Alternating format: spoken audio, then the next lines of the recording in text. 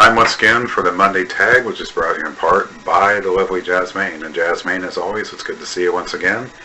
And I see you have graced us with 5 questions for the week, and 5 answers I shall give you. So let's get started with question number 1. Would you buy an old ruined church to do up and live in? My answer to that is no. Old ruined churches are not structurally safe. They're not even worth the money to buy and invest in. And if you ever consider buying an old ruined church just to fix up to make as your permanent residence to live in, you would have to keep it up to code, meaning that you would have to keep it up to the current fire and safety codes, and you would have to have it passed by a building inspector, and which I would say is not worth it. I think that old ruined churches, they're not structurally safe, and they should just be left alone. What I mean by being left alone, they should just be left alone and just be not bothered with. So that's my answer to number 1. Question 2. Could you stay in a cemetery on your own all night? My answer is no. I find there have been some people who find that they're thrilled to stay in a cemetery all night on their own will, and they wouldn't be the same. Me personally, I avoid the cemeteries even at night, and I don't bother going over there. So that's my answer to number 2. Question 3. At the moment, what is the oldest place you have visited? Well, it's a toss-up between the Grand Canyon, White Sands, New Mexico, and the Carlsbad Caverns near Carlsbad, New Mexico.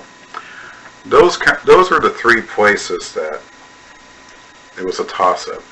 And I would have to say that the Grand Canyon would have to be one of the oldest places I have visited. Very beautiful scenery. And I've only been there one time, and that was back in 1978. So that's the only time I visited the Grand Canyon, and I will never forget my experiences of visiting the Grand Canyon. So that's my answer to number 3. Question 4. What would you do when a wasp comes near you? Hold still until it passes, and then run like hell so you never get stung. So that's my answer to number 4. And finally, question 5. Do you think you could live in the woodlands the rest of your life? If so, why would you think you could? My answer to that would be no. Living in the woodlands, I don't mind visiting, but living there, forget it. I would never, ever make it by living in the woodlands.